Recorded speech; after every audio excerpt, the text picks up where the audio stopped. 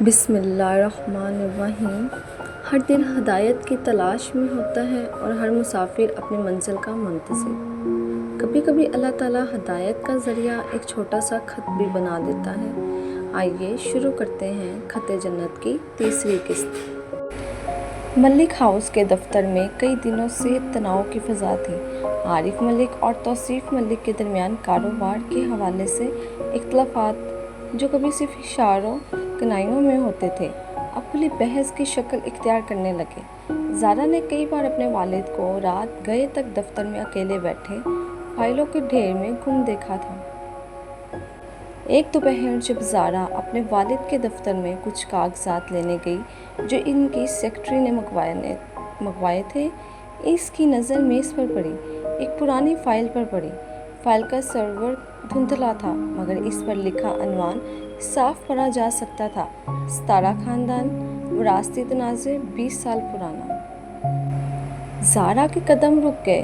ستارہ خاندان، یہ نام اس کے دل کی دھڑکن تیز کر گیا۔ اس نے چاروں طرف دیکھا، کوئی نہیں تھا۔ تجسس پر قابو نہ رکھ سکی اور فائل کھول لی۔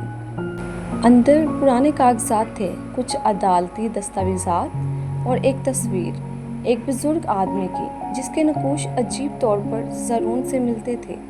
تصویر کے نیچے ایک نام لکھا تھا: جمال ستارہ۔ کسی زمین کے تنازع کا ذکر تھا، ملک خاندان اور ستارہ خاندان کے درمیان، اور ایک ایسے معاہدے کا جسے غیر منصفانہ طور پر منسوخ کیا گیا تھا۔ آخری صفحے پر ایک نوٹ تھا: عارف ملک کے والد کے ہاتھ کا لکھا ہوا، یہ معاملہ ہمیشہ کے لیے دفن رہنا چاہیے۔ اسی وقت دروازہ کھلا اور توصیف ملک اندر داخل ہوئے۔ زارا نے گھبرا کر فائل بند کر دی، مگر توصیف ملک کی تیز نظروں نے دیکھ لیا تھا۔ یہ کیا دیکھ رہی ہو تم؟ ان کی آواز میں ایک ایسی سختی تھی جو زارا نے پہلے کبھی اپنے تایا کی آواز میں نہیں سنی تھی۔ تایا جان، یہ فائل ستارہ خاندان کا ذکر ہے، اس میں زرعون کے خاندان سے کوئی تعلق تو نہیں؟ زارا نے ہمت جمع کر پوچھا۔ توصیف کے چہرے کا رنگ ایک لمحے کے لیے بدلا، مگر پھر انہوں نے خود کو سنبھال لیا اور ایک مصنوعی مسکراہٹ سجا لی۔ بیٹا، یہ بہت پرانی بھولی بسری بات ہے، کچھ خاص نہیں۔ تمہیں ان پرانے جھگڑوں میں دلچسپی لینے کی ضرورت نہیں۔ انہوں نے فائل زارا کے ہاتھ سے لے لی اور دراز میں بند کر دی۔ مگر جب زارا کمرے سے نکل گئی، توصیف کی مصنوعی مسکراہٹ فوراً غائب ہو گئی۔ انہوں نے اپنا فون نکالا اور ایک نمبر ملایا۔ مسئلہ بڑھتا جا رہا ہے، انہوں نے دبی آواز میں کہا۔ لڑکی کو کچھ کاغذات نظر آ گئے ہیں، ہمیں زرعون کو جلد از جلد اس گھر سے نکالنا ہوگا، ورنہ سب کچھ کھل جائے گا اور پھر جو کچھ میں نے برسوں سے بنایا ہے سب مٹی میں مل جائے گا۔ اسی شام زارا خاموش رہی، اپنے ذہن میں ان کاغذات کو دہراتی ہوئی۔ ذہن میں میز پر جب زرعون نے اس کی خاموشی کو محسوس کیا تو آہستہ سے پوچھا، کیا ہوا مس زارا؟ آج کچھ گمسم لگ رہی ہیں۔ زارا نے کچھ دیر اسے دیکھا، سوچا کہ کیا پوچھے، آخر نہ پوچھے۔ آخر کار ہمت کر کے بولی، زرعون، کیا تمہارا ستارہ خاندان سے کوئی تعلق ہے جو کبھی ہمارے خاندان سے جڑا تھا؟ زرعون کے ہاتھ سے چمچ گر پڑی۔ اس کی آنکھوں میں ایک لمحے کے لیے وہ سب کچھ جھلک اٹھا جو وہ برسوں سے چھپانے کی کوشش کر رہا تھا۔ تم نے یہ نام کہاں سنا؟ اس نے سنبھلتے ہوئے پوچھا۔ اس کی آواز میں ایک عجیب سی لرزش تھی۔ کھانے کی میز پر ایک عجیب خاموشی چھا گئی تھی۔ زرعون کچھ دیر خاموش بیٹھا رہا، اپنی انگلیوں سے میز کے کنارے کو چھوتا ہوا، جیسے کوئی فیصلہ کرنے کی کوشش کر رہا ہو کہ کتنا سچ بتائے اور کتنا ابھی بھی چھپائے رکھے۔ مس زارا، آخر کار اس نے آہستہ سے کہا، کیا ہم کہیں تنہائی میں بات کر سکتے ہیں؟ دونوں لان میں آ گئے۔ رات کی ٹھنڈی ہوا میں زرعون نے کچھ دیر آسمان کی طرف دیکھا، جیسے وہاں سے الفاظ چننے کی کوشش کر رہا ہو۔ ہاں، اس نے آخر کار کہا، ستارہ خاندان میرا خاندان ہے۔ زارا کی سانسیں تھم سی گئیں۔ تو تم اس تنازع سے جڑے ہو جو ان کاغذات میں تھا؟ میرے دادا کا نام جمال ستارہ تھا، زرون نے آہستگی سے بتانا شروع کیا۔ برسوں پہلے ہمارے دونوں خاندانوں کے درمیان ایک کاروباری معاملہ تھا۔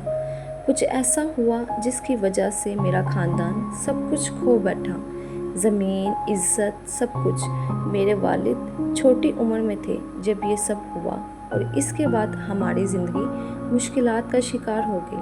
لیکن تم یہاں کیوں آئے؟ زارا نے پوچھا۔ اس کی آواز میں الجھن اور تشویش دونوں تھی۔ کیا تم انتقام کے لیے؟ نہیں، زرون نے فوراً مضبوطی سے کہا۔ میں انتقام کے لیے یہاں نہیں آیا، اور کچھ لمحے رکا، جیسے اپنے الفاظ کو تولنے کی کوشش کر رہا ہوں۔ میں یہاں سچ سننے آیا ہوں، اور شاید کچھ ایسا ٹھیک کرنے جو برسوں سے خراب ہو۔ زارا نے اس کی آنکھوں میں دیکھا، اس میں چھپی ایمانداری کو محسوس کرنے کی کوشش کرتی ہوئی۔ تم مجھے پورا سچ نہیں بتا رہے نا؟ زرون نے ایک لمحے کے لیے آنکھیں جھکائیں۔ ہر سچ کا اپنا وقت ہوتا ہے مس زارا، کچھ باتیں بتانے سے پہلے خود سمجھنی پڑتی ہیں۔ میں وعدہ کرتا ہوں جب وقت آئے گا تمہیں سب کچھ معلوم ہو جائے گا، مگر ابھی مجھے بس اتنا یقین دلانا ہے کہ میں اس گھر کو کوئی نقصان نہیں پہنچاؤں گا۔ زارا کچھ دیر خاموش رہی۔ اس کے دل میں ہزاروں سوال تھے، مگر عجیب بات یہ تھی، اس کے دل نے زرون پر یقین کرنا شروع کر دیا تھا، بغیر پورا سچ جانے بھی۔ مجھے تم پر یقین ہے، اس نے آہستہ سے کہا، خود بھی حیران ہوتے ہوئے کہ یہ الفاظ کتنی آسانی سے اس کی زبان سے نکل گئے۔ زرون نے اسے دیکھا، اس کی آنکھوں میں شکر گزاری اور کچھ اور بھی تھا جسے وہ نام نہیں دے پا رہا تھا۔ یقین ایک امانت ہے مس زارا، میں اس کی حفاظت کروں گا۔ اپنے کمرے میں تنہا بیٹھا تھا، زرون نے وہ پرانی تصویر دوبارہ نکال لی، اپنے دادا جمال ستارے کی، وہ ساتھ ہی ایک اور تصویر جو اس نے کبھی کسی کو نہیں دکھائی تھی، اس کے اپنے والدین کی، ایک حادثے سے کچھ دن پہلے کی آخری تصویر۔ ابھی نہیں، اس نے سرگوشی میں کہا، جیسے تصویر میں موجود چہروں سے مخاطب ہو۔ ابھی وقت نہیں آیا، مگر جلد ہی میں وہ سچ سامنے لاؤں گا جسے دفن کر دیا گیا تھا، اور اس بار میں انتقام کے لیے نہیں، انصاف کے لیے لڑوں گا۔ اس رات دیر گئے ملک ہاؤس میں ایک چیخ نے سب کو نیند سے جگا دیا۔ دادی جنت کی کمرے والی نرس کی آواز تھی، خوف اور گھبراہٹ میں لپٹی ہوئی۔ زارا سب سے پہلے پہنچی، اس کے پیچھے زرون اور باقی گھر والے۔ دادی جنت بستر پر بے ہوش پڑی تھی، ان کا سانس تیز اور بے ترتیب تھا، ماتھے پر پسینے کی بوندیں۔ عارف ملک نے فوراً ڈاکٹر کو فون کیا، اور کچھ ہی دیر میں گھر ایک اسپتال کے کمرے جیسا منظر پیش کرنے لگا۔ زارا دادی کے بستر کے کنارے پر بیٹھی، ان کا ہاتھ تھامے آنسو ضبط کرنے کی کوشش کرتی رہی۔ زرون تھوڑے فاصلے پر کھڑا تھا، مگر اس کی نظریں دادی کے چہرے پر جمی تھیں، ایک ایسی تشویش کے ساتھ جو اس کے کردار سے کہیں زیادہ گہری محسوس ہو رہی تھی۔ ڈاکٹر کے آنے اور ابتدائی معائنے کے بعد جب سب کو تھوڑی تسلی ہوئی کہ خطرہ نہیں، دادی نے آہستہ آہستہ آنکھیں کھولنا شروع کی، مگر وہ پوری طرح ہوش میں نہیں تھی۔ بخار کی شدت میں ان کے ہونٹ ہلنے لگے، الفاظ ٹوٹے پھوٹے مگر واضح۔ جمال، انہوں نے آہستہ سے بڑبڑایا، ان کی بند آنکھوں سے آنسو بہنے لگے۔ جمال، مجھے معاف کر دو، میں نے تمہارا ساتھ نہیں دیا، مجھے مجبور کیا گیا تھا۔ کمرے میں موجود سب لوگ ساکت رہ گئے۔ عارف ملک کے چہرے پر الجھن تھی، مگر توصیف ملک کا رنگ پھک پڑ گیا۔ زارا نے حیرت سے دادی کو دیکھا، پھر زرون کی طرف، جس کا چہرہ کسی پتھر کی طرح سخت ہو چکا تھا، مگر آنکھوں میں طوفان تھا۔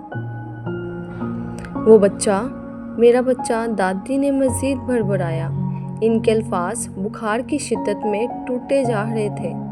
اسے دور بھیج دیا گیا، میں نے کبھی نہیں دیکھا میرا بیٹا۔ توصیف ملک نے فوراً آگے بڑھ کر کہا، امی بخار میں بہک رہی ہیں، ان کی باتوں کا کوئی مطلب نہیں، ڈاکٹر صاحب پلیز انہیں سکون آور دوا دیں۔ مگر زارا کے ذہن میں یہ الفاظ گونجتے رہے، جمال، میرا بچہ، اس نے زارون کی طرف دیکھا جو اب کمرے کے کونے میں دیوار کا سہارا لیے کھڑا تھا، جیسے وہ ابھی گر پڑے گا۔